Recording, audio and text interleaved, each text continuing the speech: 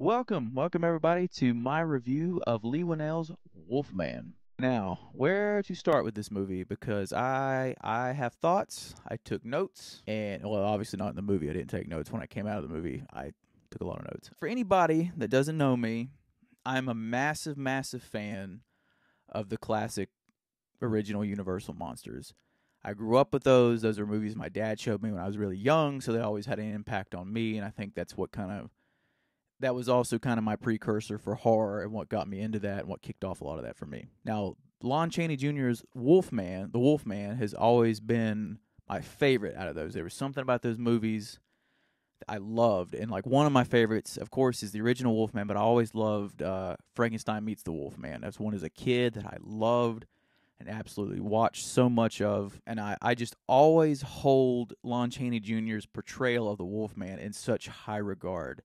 It's my favorite makeup. It's my favorite look.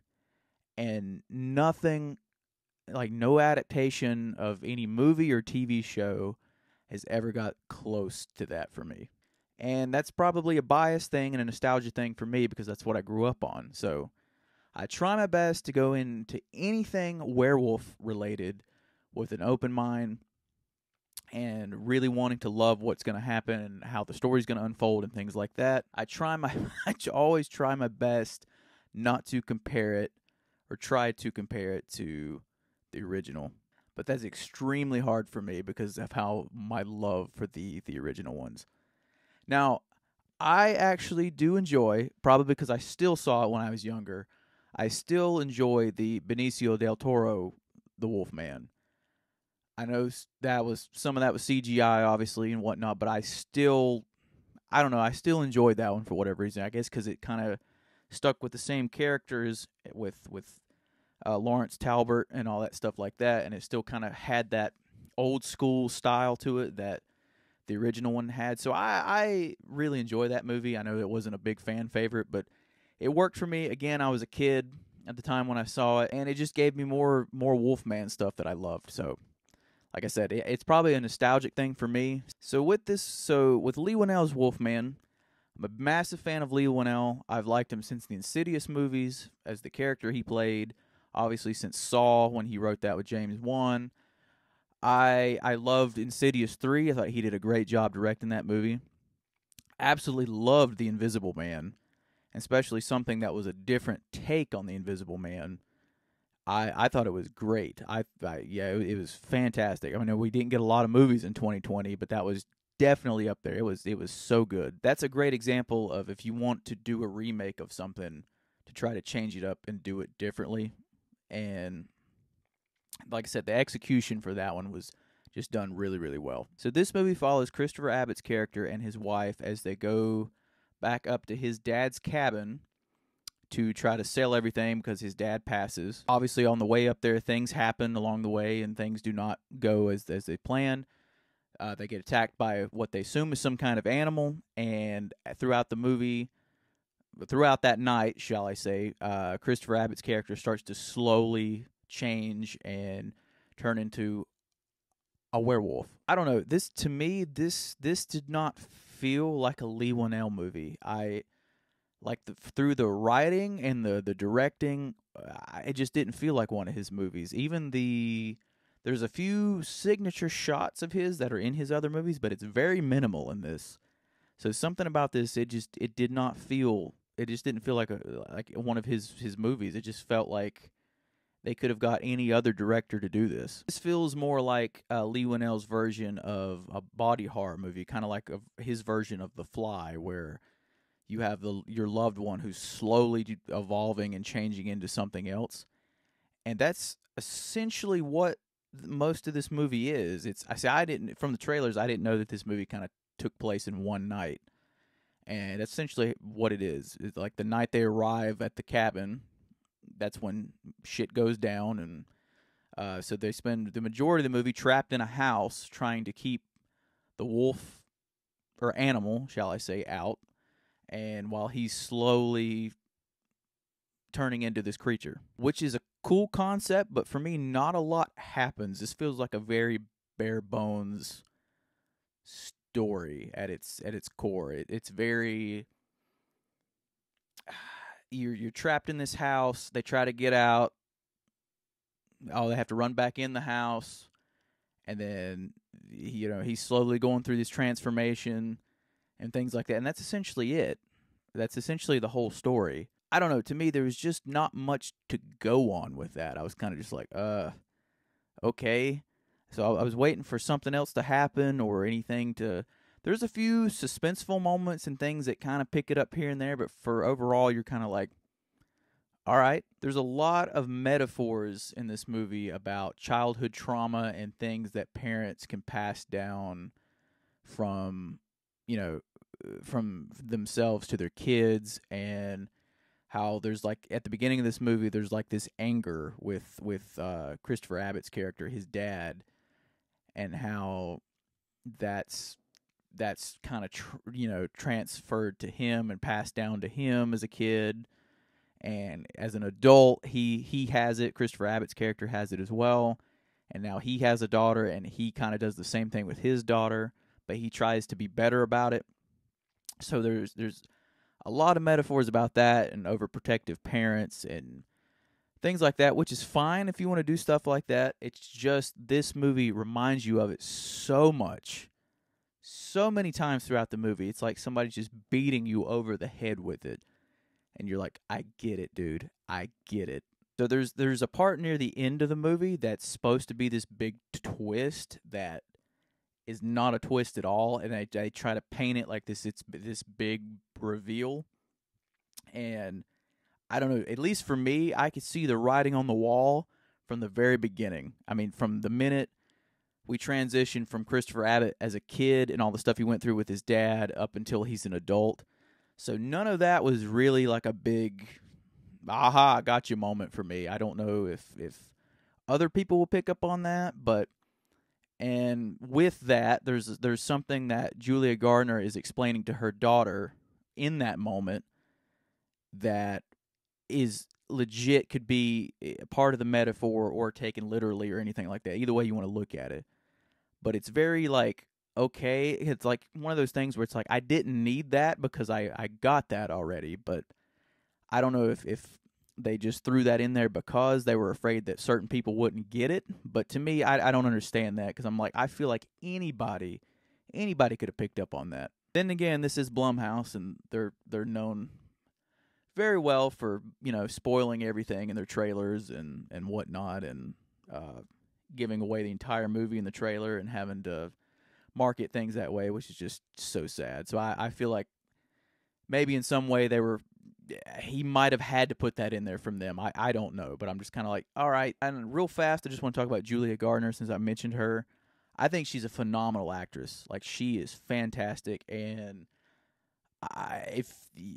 go watch Ozark with her. She is phenomenal in that show. If you've never seen that show, great show anyway, really good show. But she's fantastic in that show.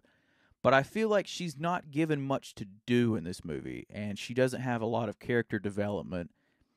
And there's stuff that she mentions earlier on in the movie that's never brought up again, and you're just kind of like, okay, don't know what happened to that, but all right. And I don't know, just little stuff like that. It's like she's not given much to do. There's not many people in this movie. It's a very, very limited cast. So you're mainly stuck with the daughter, the dad, and the mom throughout the entire movie. But yeah, she's just given very little to do. One thing I will say about Christopher Abbott, I've always enjoyed him as an actor. He's popped up in side roles. He's popped up as main roles and stuff.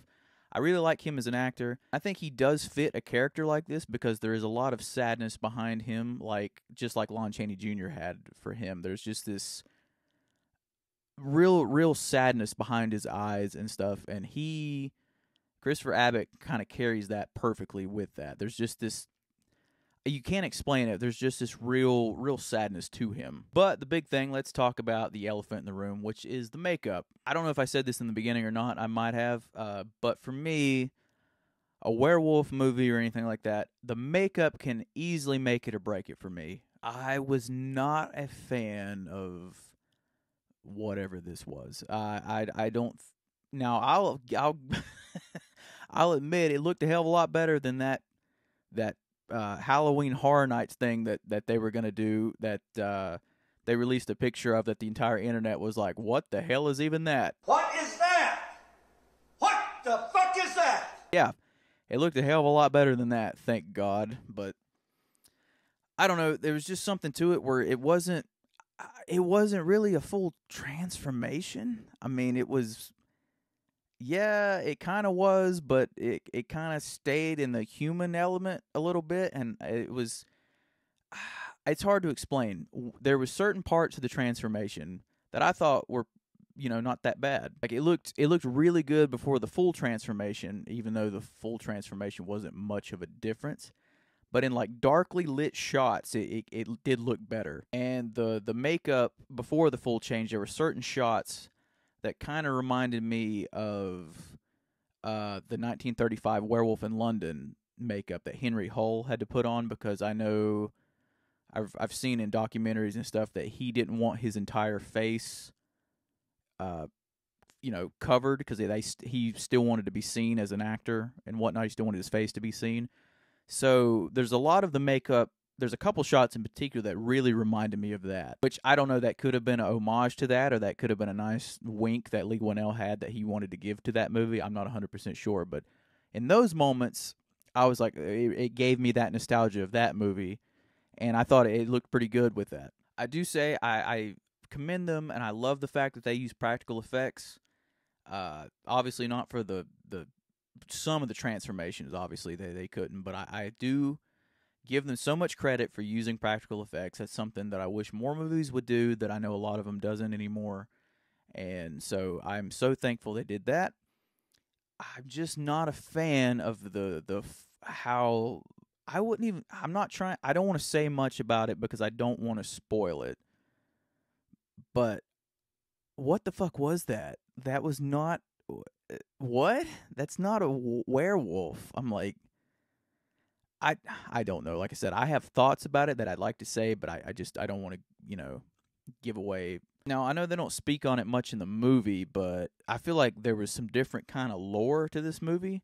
Now, this is minimal stuff that I could have completely missed, but I feel like there was a couple parts in the movie, specifically near the beginning, where Christopher Abbott and his dad went out hunting early in the morning, and there was a wolf still out there, and I was like, but it's light out. So I'm like, where is this? Is this a character, or is this a werewolf that just has to make it, through? I mean, there's no full moon or anything like that, and there's later on when they first arrive to the house or the cabin, and it's the same thing where it's like, oh, we don't go out in the woods. There's somebody that they run into is like, we don't go out in the woods after dark, but there's no full moon. So I'm like, even when he's changing, there's no full moon. So I'm like, is this just a werewolf that changes when it's dark out and has to make it to daylight, or is this just a werewolf that's, once you've changed into a werewolf, that's it? You never change back. And from the gist I'm getting from it, that's what it felt like it was. Once you become this wolf, that's it. You never change back. You never have a human part of your human self anymore. It's just you're specifically that animal, and that's it. So that was a little odd, but like I said, that's something that I could have entirely missed. They could have said one line about it in the movie, or there might have been a full moon up there, and I just completely, like I said, just missed it. But that was something that kind of, I was like, okay, that's a little weird. And for a movie that's like, something about this, there was not a lot of tension. I never felt really on the edge of my seat through anything. There's a few like supposed to be tense moments, but I don't know. I never felt any of that. It was. I don't know if it's just how stuff played out, or if how things were executed, or anything like that, but I don't know. It didn't work for me. Now, I did think there was a lot of great cinematography in this movie, a lot of really beautiful shots at certain parts, and I know a lot of people complained about the lighting. There was, especially when they're in the house, they either had flashlights or very, very dim lighting, and it kind of looked like all natural lighting. I think natural lighting brings this whole different type of atmosphere to stuff, but I know it doesn't work for a lot of people, and I saw where a lot of people were complaining about that for this movie. It kind of worked for me because you were able to kind of hide parts of the wolf better, and it worked so much better in that setting and that kind of lighting, whether if it would be like a full, shot of, the wolf and things like that. So it worked better being in shadow, so I did appreciate that. There was also something cool that I thought was interesting that I know didn't work, again, for a lot of people, but as Christopher Abbott started to change, you started to see his perspective of things. You saw how he saw his wife and his kid, and how he started to not understand what they were saying, and how things were mumbled and just completely like they were speaking gibberish and stuff like that. So I thought that was a really unique take on this. So I mean, I don't want it to sound like I was overly negative on this movie or anything. I mean, there was parts of it I did enjoy, but overall, I just thought the movie was okay. I appreciate the fact that it tried to go a different route and tried to do something different, like it did, like Lee did with The Invisible Man. But for whatever reason, that movie was far better executed and just had a much better story than what Wolfman did. I don't know if he just had more time with that one, or if he just had less constrictions, or what it was with this one. But I don't know. Just this one, like I said, overall it was okay. For any newer fans of the Wolfman, or this type of, never heard this story before, they might go into it and actually enjoy themselves. I totally understand that. But I feel if you are an old school fan, not even just of the Universal Monsters, but just an old school fan of werewolf movies in general, you're going to be like, what the fuck was that? So I don't know if it's really going to work for a lot of people. I'm not 100% sure what everyone's thoughts are on the movie. I know critically, I don't think it did well, and I think the audience score, it wasn't very much higher. I haven't seen anything about cinema score or anything like that. I just know that before I watch this one again, I would probably either watch the Benicio del Toro one, or of course the original one, or one of the original ones that had Lon Chaney. Any of those I feel more easily drawn to than watching this one again. If it was up to me, I would say maybe check this one out at home. I wouldn't say really rush out to the theater to see it unless this is really right up your alley. I would say either go watch Presence or Companion. Those are the two that are out right now that I would say for sure go check those out over this one. But I hope you guys enjoyed this review of Leigh Whannell's Wolfman. Please check out my reviews, if you haven't already, of Companion and Presence. And if you have not yet, please check out my video also of my top 10 horror movies of 2024. My top 10 movies of 2024 should be out very soon, if it's not out before this video comes out. Just keep an eye out for that if it's not already available. If you guys have seen The Wolfman, please let me know down below what you thought of it, what your takes on it, how you enjoyed it, things like that. And as always, I will see you guys next time.